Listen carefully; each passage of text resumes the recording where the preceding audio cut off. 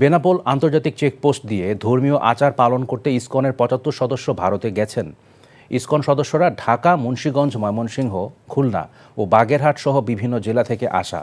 ঢাকা সাভারের ইসকন মন্দিরের অধ্যক্ষ নিতাই দয়াল দাস ব্রহ্মচারীর নেতৃত্বে ৭৫ জন ইসকন সদস্য ভারতে যাওয়ার উদ্দেশ্যে ৩টি বাসযোগে বেনাপোল ইমিগ্রেশনে আসে। পরে ওসি ইমিগ্রেশন ঢাকায় এসবি হেডকোয়ার্টারে যোগাযোগ করলে যাত্রীদের ভারতে যাওয়ার অনুমতি দেয়া হয়।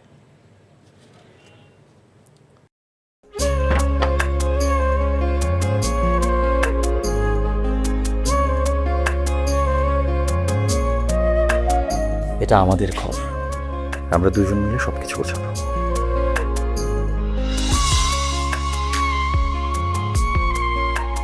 বাহ, এই ঘরটা এতদিন মরে আসছিল, নতুন বউয়ের হাত পরে একটা চক চক চক চক করতেছে।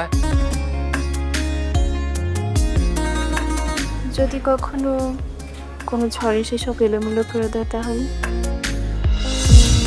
আরে তুমি আসছো, তোমার বউয়ের হাতে রান্না খুবই চমৎকার। এলাকাটা ভালো না, একটু সবকিছু চোখে চোখে রাখেন। আমার খাওয়া নিয়েও তোমার কোনো চিন্তা করতে হবে না। এই যে চুড়ি দিয়েছে, শাড়ি দিয়েছে না জিলু, তার কাছে যাও যাও যাও, সরো সরো।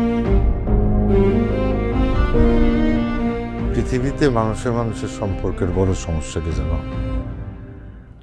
ভুল বোঝাবুঝি।